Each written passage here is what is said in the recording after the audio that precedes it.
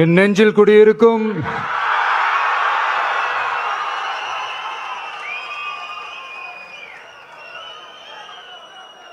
என்னுடைய தோழர்களுக்கும் தோழிகளுக்கும் தமிழக மக்களுக்கும் என்னுடைய வணக்கம்.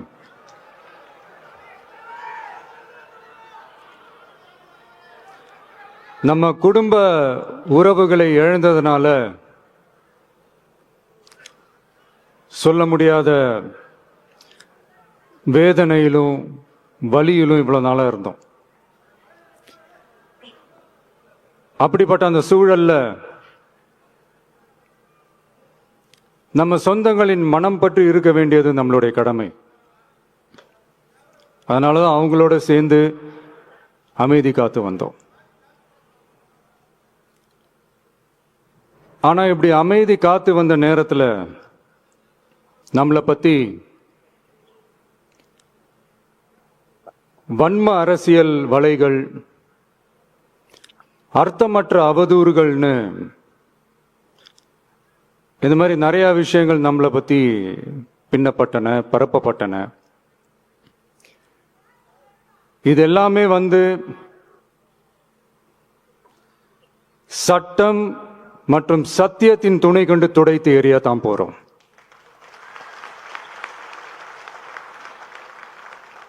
பட் அதுக்கு முன்னாடி தமிழக சட்டமன்றத்தில் நமக்கு எதிராக நிகழ்த்தப்பட்ட ஒரு உரைக்கு ஒரு நாகரிக பதிலடி கொடுக்கணும்னு நான் நினைக்கிறேன்.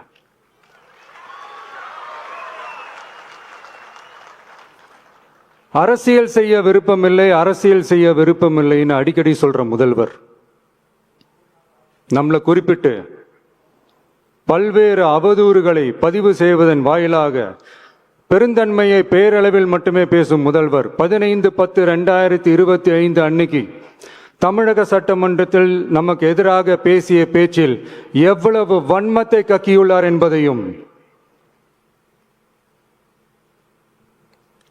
எப்படிப்பட்ட ஒரு அரசியல் செய்ய முயல்கிறார் என்பதையும் தமிழக மக்கள் உணராமலா இருப்பாங்க.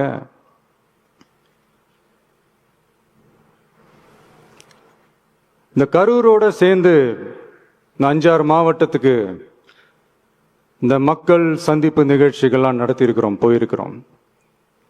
அங்கெல்லாம் இந்த லாஸ்ட் மினிட் வரைக்கும் எங்களுக்கு அந்த இடம் கொடுப்பாங்களா மாட்டாங்களா, பெர்மிஷன் தருவாங்களா மாட்டாங்களா, இப்படியே இழுத்து அடிச்சுக்கிட்டு இருப்பாங்க. நாகப்பட்டினத்தில் சொன்னது மாதிரி தான். நாங்கள் ஒரு இடம் செலக்ட் பண்ணி கேட்போம், மக்கள் நல்லா ஸ்பேஷியஸாக நின்று பார்க்குற மாதிரி. பட் அவங்க அதையெல்லாம் ரிஜெக்ட் பண்ணிட்டு மக்கள் நெருக்கடியோடு நின்று பார்க்குற மாதிரி ஒரு இடத்த செலக்ட் பண்ணி எங்களுக்கு கொடுப்பாங்க.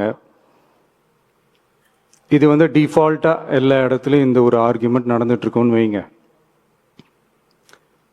அது மட்டும் இல்லை, இந்தியாவிலேயே எந்த ஒரு அரசியல் கட்சி தலைவருக்கும் கொடுக்கப்படாத கண்டிஷன்ஸ். பஸ்ஸுக்குள்ளேயே இருந்து பார்க்கணும், மேலே கை காட்டக்கூடாது, இப்படிலாம் ஒரு அதீத கட்டுப்பாடுகளை கொடுத்த உடனே எங்கள் சைட்லேருந்து ஒரு அறிக்கையும் வெளியிட்டோம். அது மட்டும் இல்லை, தமிழக வெற்றி கழகம் சார்பாக அனைத்து கட்சிகளுக்கும் சமமாக ஒரு முறையான ஒரு பொது வழிகாட்டு முறைகள், SOPஸ்ன்னு சொல்லுவாங்க, அதையும் வழங்கணும்னு சொல்லி உயர் நீதிமன்றத்தையும் நாடி இருக்கணும். இதுவும் தமிழக மக்கள் உணராமலா இருப்பாங்க.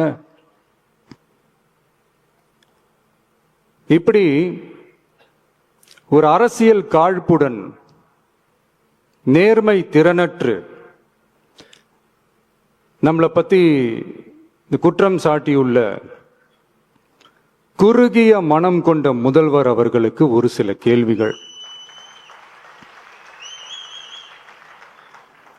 உச்ச நீதிமன்றத்தில், அதாவது 13/10/2025 அன்னைக்கு உச்ச நீதிமன்றத்தில் நடந்த அந்த விவாதங்களை வைத்தும் வந்த உத்தரவுகளை வைத்தும் இந்த கேள்விகள்.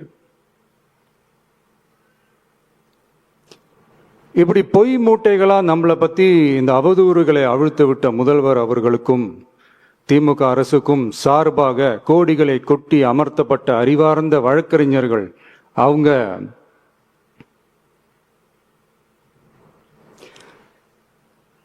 இந்த கபட நாடக திமுக அரசோட தில்லுமுல்லுகளை தாங்கி பிடிக்க இயலாமல் உச்ச நீதிமன்றத்தில் திக்கு திணறி நின்றது முதல்வர் அவர்களுக்கு மறந்துவிட்டதா? இந்த கரூர் சம்பவத்துக்கு அப்புறமே அவசரமா ஒரு தனிநபர் ஆணையம்,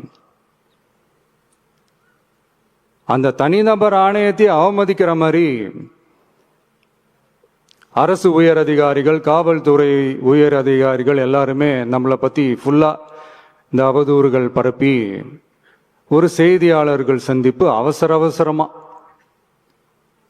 இதெல்லாம் ஏன் நடக்குது? எதுக்காக நடக்குது அப்படின்னு ஒட்டுமொத்த தமிழக மக்களும் கேள்வி கேட்க ஆரம்பிச்சாங்க. இதுவும் தமிழக முதல்வர் மறந்துட்டாரா? அதுக்கப்புறம் அந்த தனிநபர் ஆணையத்தை தலையிலேயே கொட்டி வீட்டுக்கு அனுப்பிச்சிட்டாங்க. அது வேற விஷயம்.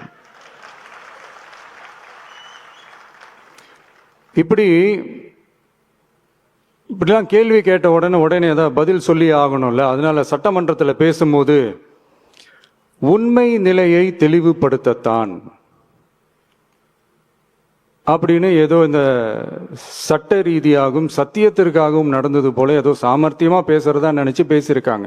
இப்படி ஒரு 50 வருஷமா பொது வாழ்க்கையில் இருக்கிற ஒருத்தவங்க ஒரு முதல்வர் அவர்கள் சொன்னது எவ்வளவு பெரிய ஒரு வடிகட்டின பொய், சப்பை கட்டுன்னு நான் சொல்லல, உச்ச நீதிமன்றம் சொல்லியிருக்கிறாங்க. அவங்க சொன்னதெல்லாம் கொஞ்சம் என்னன்னு கொஞ்சம் லைட்டா பார்ப்போமா?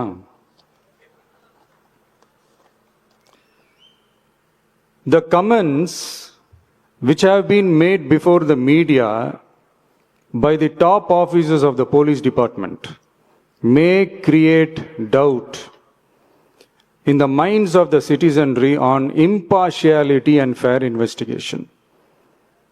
The faith and trust of the general public on the process of investigation must be restored in the criminal justice system. அதாவது அரசு காவல் உயர் அதிகாரிகள் ஊடகங்களிடம் பேசியது என்பது பொதுமக்களிடையே நியாயமான விசாரணை நடக்குமா என்ற சந்தேகத்தை ஏற்படுத்தக்கூடும் என்றும்,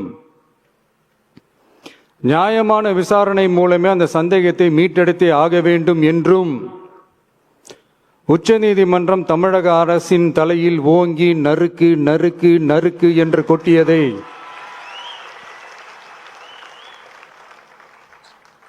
முதல்வர் அவர்கள் மறந்துட்டாரா?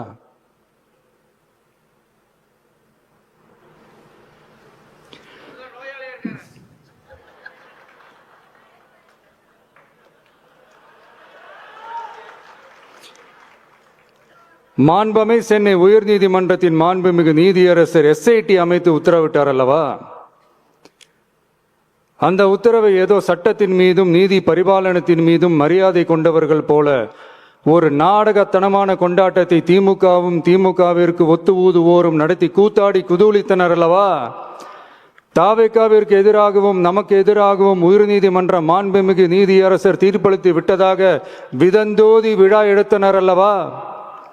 அந்த உத்தரவை குறித்து சொல்லும் போது எந்த ஆவணத்தின் அடிப்படையில் அந்த உத்தரவு அமைக்கப்பட்டது? நான் கேட்கல, உச்ச நீதிமன்றம் கேட்டிருக்கிறாங்க. The judgment is completely silent about how learned single judge arrived at such a conclusion and what material was pursued by the court என்று உச்ச நீதிமன்றம் உரத்த குரலில் கேள்வி கேட்டது. அப்போதும் கூட உச்ச நீதிமன்றத்தில் திமுக அரசுக்காக வாதாடிய அறிவார்ந்த மூத்த வழக்கறிஞர்கள் பதில் சொல்ல இயலாமல் வாய் மூடி மௌனம் காத்ததை நாடே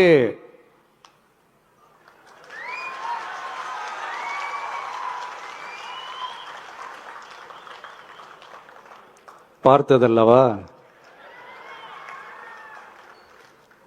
இதையும் முதல்வர் அவர்கள் மறந்துட்டாரா?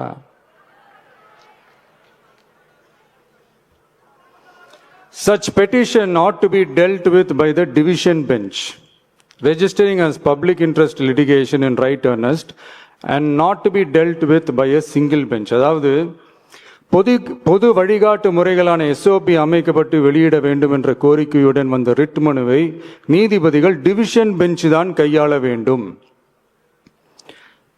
தனி நீதிபதி பெஞ்ச் கையாளக்கூடாது என்றும் உச்சநீதிமன்றம் சொன்னதல்லவா? அது மட்டுமா, கோரிக்கையே இல்லாமல் SIT அமைக்கப்பட்டது எந்த வகையில் சரி என்றும் கேள்வி எழுப்பியது உச்சநீதிமன்றம். இது எல்லாமே அறியாமலோ இல்ல அறியாதது போலவோ உச்சபட்ச அதிகார மயக்கத்தில் இருந்து பேசினாரோ முதல்வர் அவர்கள்? மனிதாபிமானம், அரசியல் அறம், மாண்பு இதெல்லாம் எதுவுமே இல்லாம வெறும் பேச்சில் மட்டுமே பேசிக்கிட்டு அரசியல் ஆதாயம் தேடுற ஆட்டத்தை ஆடத் தொடங்கிவிட்டார் முதல்வர் அவர்கள்.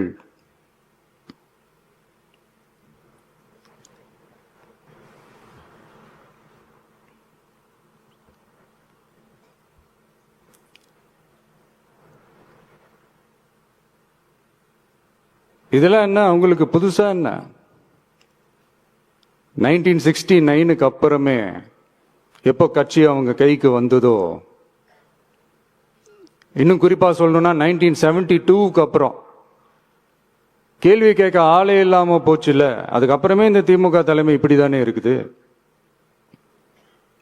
இப்ப நாங்க கேட்டோமே இந்த சில கேள்விகள், இதெல்லாம் நான் கேட்கல, சுப்ரீம் கோர்ட் கேட்டிருக்கு. இதனால என்ன புரிய வருது? இந்த கவர்மெண்ட் நடத்துற அந்த விசாரணை மேல சந்தேகம் ஏற்படுதுன்னா அதுக்கு என்ன அர்த்தம்? உங்க மேல நம்பிக்கை இல்லைன்னு அர்த்தம்.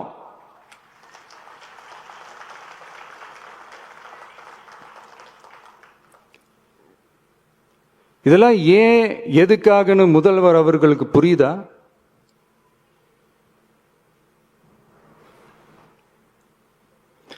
சுப்ரீம் கோர்ட் சொன்னதோட மட்டும் இல்ல, நிஜத்திலும் இன்னைக்கு மக்களுக்கு இந்த கவர்மெண்ட் மேல இருக்கிற நம்பிக்கை மொத்தமாக மண்ணுக்குள் புதைந்து விட்டது. இதுவாவது முதல்வர் அவர்களுக்கு புரியுதா? புரியலனா 2026 தேர்தலில் இந்த திமுக தலைமைக்கு மக்கள் இன்னும் ஆழமா அழுத்தமா புரிய வைப்பாங்க. அப்ப கூட இவங்க என்ன பண்ணுவாங்க தெரியும்ல, 5 வருஷத்துக்கு ஒரு வாட்டி பழக்க தோஷத்துல ஒரு அறிக்கை ஒண்ணு வெளியிடுவாங்களே, மக்கள் தீர்ப்புக்கு தலை வணங்குகிறோம் அப்படின்ட்டு அந்த அறிக்கையை வெளியிட்டு இப்போ அறிவாலயத்துல போய் ஓடி ஒளிஞ்சுப்பாங்க. இப்பவே ரெடி பண்ணி வச்சுக்கோங்க அந்த அறிக்கையை. எப்படி? மக்கள் தீர்ப்புக்கு தலை வணங்குகிறோம்.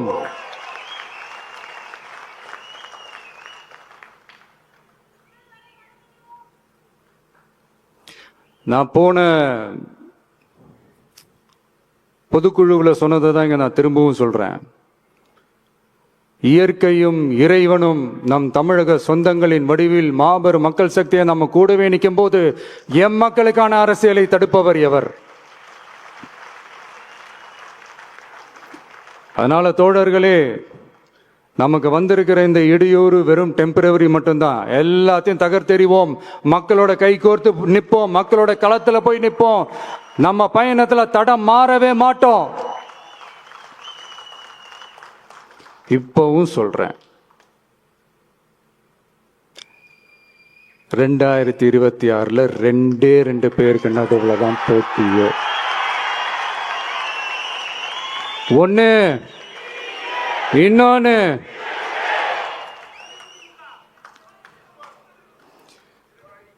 இந்த போட்டி இன்னும் ஸ்ட்ராங்கா மாறப்போகுது.